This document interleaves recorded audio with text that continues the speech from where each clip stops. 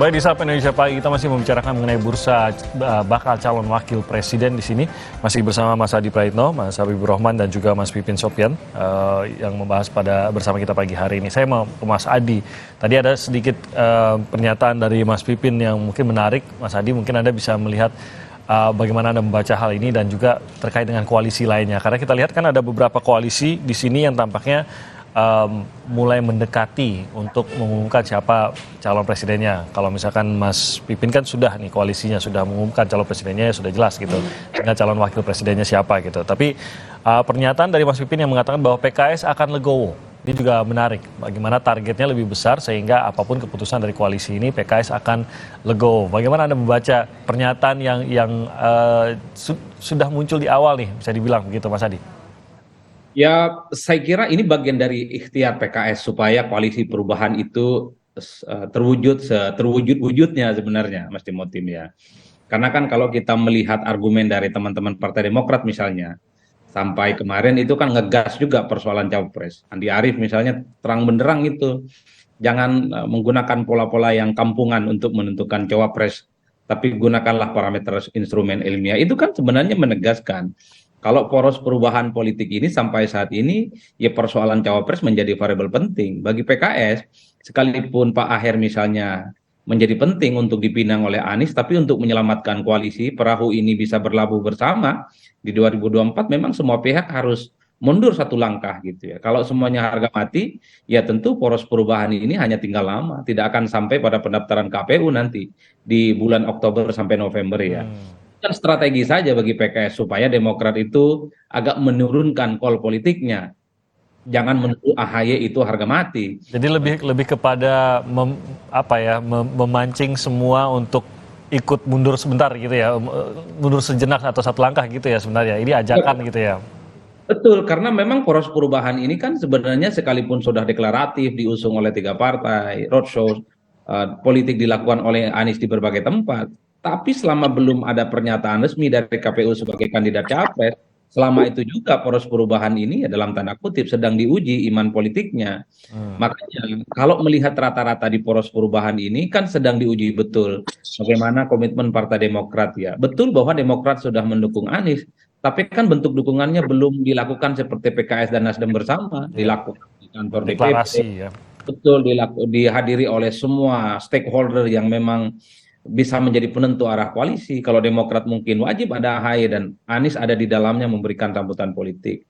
Jadi inilah yang saya kira bahwa kalaupun toh ada kriteria politik yang disampaikan oleh setiap kandidat capres, oleh setiap poros politik, tapi the end of the day-nya sekali lagi ada sandera ambang batas presiden 20% yang saya kira memang ini harus berkompromi dengan keadaan politik. Anies memang menyebutkan begitu banyak kriteria, tapi kalau kehilangan satu partai, Partai Demokrat misalnya, rumit bagi poros perubahan ini bisa terwujud. Begitupun dengan PKB, tentu sedang diuji betul apakah cawapres yang bisa mendampingi Prabowo Subianto bisa diterima ataupun tidak. Ini adalah batu ujian sebenarnya yang sedang dihadapi oleh partai-partai menuju jalan panjang 2024. Pendaftaran kalau tidak salah Oktober sampai November ya Mas Timothy. Kalau PKS dimundur selangkah, sebenarnya ingin menyelamatkan supaya poros perubahan ini bisa terwujud, bisa langgeng, dan iman politiknya bisa solid lah kira-kira begitu. Ini yang saya kira mengapa persoalan cawapres menjadi penting.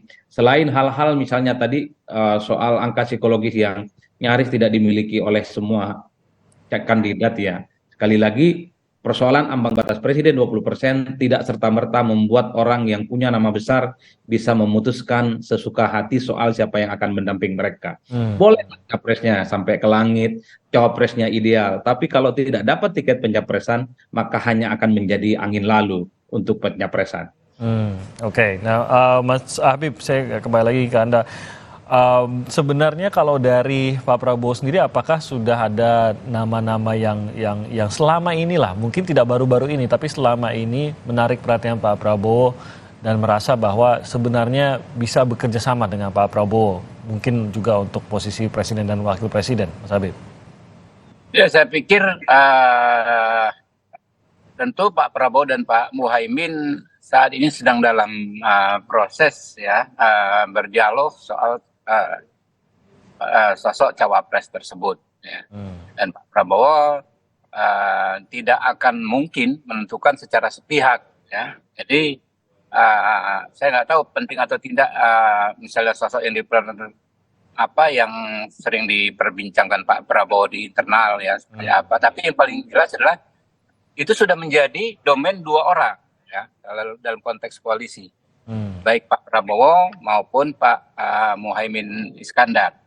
Tentu kalau secara umum kita menginginkan ya syarat-syarat yang quote and quote normatif ya. Satu ya kan visi kebangsaannya jelas ya, kemudian bisa diterima, kemudian memiliki daya ungkit tadi ya terkait elektabilitas, kemudian juga soal tadi disampaikan juga banyak masukan dari teman-teman pengamat representasi dalam konteks geografis misalnya, kan? Itu juga akan menjadi pertimbangan beliau berdua dalam menentukan cawapresnya. Tapi ini bekerja sendiri begitu Mas Habib, Pak Prabowo dan Caimin atau ya, sebenarnya sekretariat bersama ini dimintai beliau berdua. Apakah juga? Caimin dalam melaksanakan haknya itu juga mendengar dari pihak-pihak lain ya monggo ya.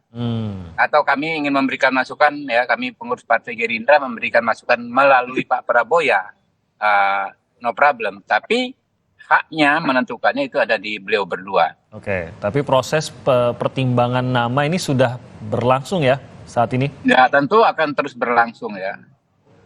Oke, jadi sudah berlangsung, tinggal nanti penentuannya dan tidak ada ya sampai pendaftaran lah ya, tapi tidak ada tenggat waktu sampai ke pendaftaran itu ya? Ya saya pikir sih semua pihak begitu ya. Semua capres-cawapres yang ada saat ini, para tiga koalisi besar yang ada saat ini, saya pikir pasti nggak akan tergesa-gesa mengumumkannya. Sama ya, Mas Pipin saya ingin tanya juga, memberikan waktu tidak nih dari PKS, kan tadi Mas Pipin sudah mengatakan PKS akan mengikuti yang mana yang terbaik, akan legowo juga dengan pilihannya, tapi mungkin dari PKS sendiri kan ingin juga bisa lebih cepat mengetahui sehingga bisa membangun mungkin strategi menuju ke kampanye dan pemilunya begitu, tapi apakah ada tenggat waktu yang dari koalisi atau bahkan dari PKS sendiri? Jadi bagi kami cawapres ini adalah bagian dari strategi ya, strategi bagaimana kita bisa menang ke depan. Jadi elemen surprise juga kita perhatikan ke depan ya, dan fokus PKS saat ini adalah bahwa kami setelah deklarasi oleh Musyawarah Majelis Syuro kemarin disampaikan oleh Presiden PKS Haji Ahmad Syaihu pada tanggal 23 Februari ya, dengan memberikan peci hitam kepada Pak Anies Baswedan ya sebagai simbol bahwa PKS resmi. Keputusan Musyawarah Majelis Syuro nomor 8 ya yang kemarin disampaikan oleh Presiden PKS adalah jelas bahwa kita mengusung Pak Anies Baswedan. Tetapi beliau mengatakan kami tidak hanya mengusung tetapi ingin memastikan, ingin mengawal bahwa bakal calon presiden yang kita usung itu bisa menjadi presiden di tahun 2024 nanti. Jadi saat ini adalah itu yang fokus kita. Kemarin dari tanggal 23 kami deklarasi, 24, 25 kami melakukan rapat kerja nasional yang dihadiri oleh Ketua DPW se-Indonesia, Ketua DPD se-Indonesia juga, total ada 1.150 orang yang hadir kemarin di Jakarta untuk membangun konsolidasi. Setelah deklarasi ini kita akan gaspol, tancap gas. Mereka semua diminta untuk mensosialisasikan Pak Anies Baswedan sebagai capres. Target 2024 adalah PKS menang, Pak Anies Baswedan sebagai presiden. Itu target kami adalah. Kemudian apel siaga di tanggal 26 kemarin, itu adalah dihadiri oleh DPC, DPRA, dan kemudian unit pembinaan anggota se-Indonesia, baik secara luring maupun daring. Mereka hadir menyaksikan PKS itu punya 3 modal utama adalah soliditas struktur, militansi kader, dan juga ada kerjasama, amal jama'i yang kita bangun. Jadi 3 modal itu yang saat ini kita bekerja. Jadi kita mensosialisasikan Pak Anies Baswedan, dan saya sampaikan di sini kepada semua para simpatisan, para pendukung Pak Anies dan juga para pendukung PKS, kita harus fokus. Jangan sampai kerja-kerja kita nanti ribut terkait dengan siapa cawapresnya. Oke. Itu sudah ada domainnya sendiri. Musyawarah Majelis Syuro sudah memutuskan cawapres nanti diputuskan oleh DPTP PKS nanti Oke, setelah untuk nanti sementara kita jalan aja dulu gitu ya. bagaimana pilihan dari capres dan juga koalisi yang lain. Kita akan duduk Oke. bareng dan itu semua sudah diputuskan oleh DPTP kita. Ya, selama ini kan yang sudah roadshow lah dengan Pak Anies ini kan Partai Nasdem, ini PKS sudah akan mulai nih saat ini.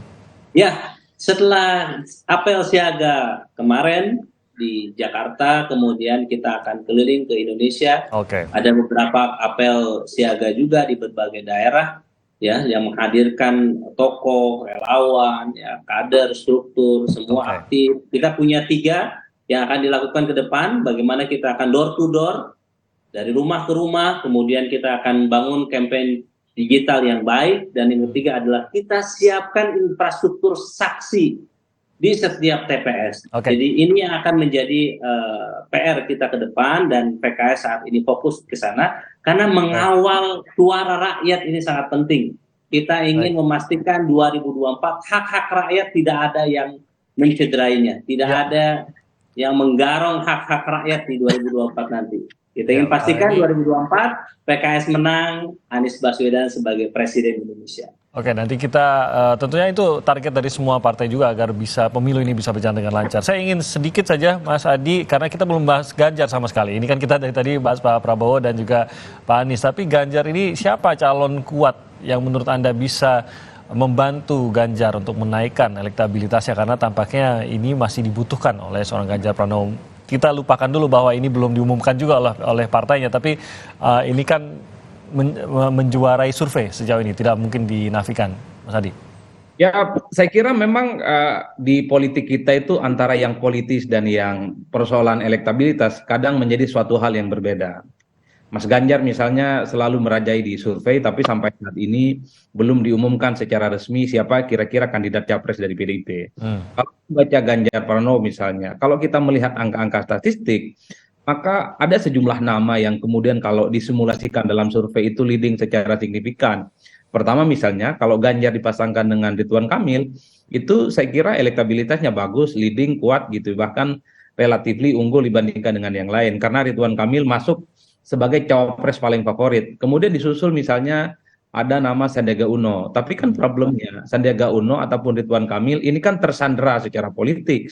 Nggak mungkin Sandiaga Uno misalnya maju dalam pilpres entah sebagai cawapres ataupun capres selama masih berstatus sebagai kader Gerindra. Begitupun dengan Ridwan Kamil saat ini adalah kader Golkar gitu ya, yang kemudian pastinya harus tunduk dan patuh pada Golkar yang memang kita tahu bersama di mana Erlangga Hartarto adalah capres secara definitif yang dilahirkan dalam acara Munas beberapa tahun yang lalu. Ada nama lain misalnya seperti AHY masuk dalam radar survei yang saya kira memang posisinya cukup favorit cawapres, tapi tidak bisa dipasang-pasangkan dengan Ganjar Pranowo karena iman politiknya berbeda, karena ceruk politiknya beda. AHY itu adalah replika dari oposisi, Ganjar bagian dari replika politik kekuasaan saat ini. Ada yang keempat, Bu Hovifah gitu ya. Bu Hovifah menjadi nama yang menurut saya cukup ideal menurut berbagai survei ataupun cukup unik karena dianggap memiliki 3 kelebihan tadi. Perempuan, memiliki basis teritori kekuatan politik di Jawa Tengah, di Jawa Timur maksud saya, yang terakhir adalah mampu mengonsolidasi kekuatan politik Nahdliyin. Tapi ingat, kalau Bu Hovifah disandingkan misalnya dengan Anies Baswedan, bagaimana nasib AHY yang sampai saat ini tentu saja harga mati bagi Partai Demokrat. PKS agak sedikit tawaduk, mundur 1-2 langkah sikap politiknya, tidak harus akhir, yang penting Anies siapapun pendampingnya lolos, tapi kan tidak dengan Partai Demokrat. Variabel ini yang sebenarnya bisa menjelaskan Mas Timothy bahwa antara yang ideal dengan yang praktis seringkali menjadi rumit. Kalau melihat soal bagaimana anatomi kekuatan cawapres, ataupun misalnya Prabowo Subianto agak kuat juga kalau dipasang-pasangkan dengan Ridwan Kamil. Prabowo Subianto juga agak kuat kalau dipasang-pasangkan dengan Hovifah. Prabowo Subianto juga kuat kalau dipasang-pasangkan dengan Ganjar Pranowo. Jadi orang seperti Ganjar Pranowo bahkan Anies Baswedan itu bisa menjelma sebagai capres ataupun bisa menjadi sebagai cawapres yang bisa memberikan daya ungkit elektoral itu. Cuman problemnya ketika nama seperti Ganjar ataupun Ridwan Kamil, pertanyaannya adalah apakah ada poros koalisi yang secara terbuka untuk menerima mereka di tengah keinginan semua elit partai juga ingin maju. Kan ini yang sebenarnya agak rumit untuk dijelaskan. Ganjar elektabilitasnya tinggi, cuman kalau tidak diumumkan oleh PDIP sebagai kandidat capres, apa langkah selanjutnya yang dilakukan oleh Ganjar? Banyak yang berhak. Ganjar misalnya bisa keluar dari PDIP dan tidak bisa nyalon dari PDIP, mungkin bisa lewat KIB ataupun bisa melalui poros-poros lain.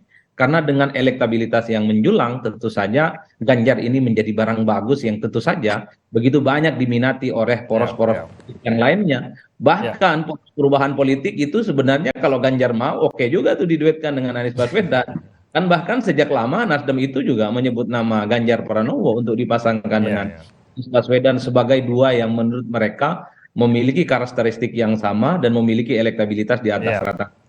Bahkan kita juga sempat mendengar beberapa waktu yang lalu Prabowo juga sedang mau coba untuk dipasang-pasangkan ya dengan Ganjar Pranowo karena dianggap memiliki elektabilitas yang cukup luar biasa. Oleh karena itu semuanya tergantung pada Ganjar. Andai tidak diusung oleh PDIP, bisa tidak gitu ya, bisa nyebrang ke poros politik yang lainnya. Apakah akan ada manuver sedramatis itu kita nggak tahu. Mungkin kita akan lihat ke depannya, tentunya kita akan mengikuti bagaimana perbincangan, khususnya pembicaraan antara partai-partai koalisi yang nanti akan menjadi penentu, maupun para calon presiden atau bakal calon presiden yang juga akan menjadi penentu siapa bakal calon wakil presiden mereka. Saya mau berterima kasih sudah hadir pada pagi hari ini Mas Habib, terima kasih Mas Hadi dan juga Mas Habib, terima kasih banyak atas waktunya. Terima kasih Mas Hadi. Salam sehat, kita jumpa lagi dalam kesempatan lain pagi. Assalamualaikum. Waalaikumsalam. Saudara, kita akan kembali lagi dengan informasi terkait dengan cuaca ekstrim. Saudara, sejumlah daerah termasuk Jakarta dan sekitarnya dilanda banjir. Cuaca ekstrim menjadi penyebabnya. Bagaimana upaya mitigasi pemerintah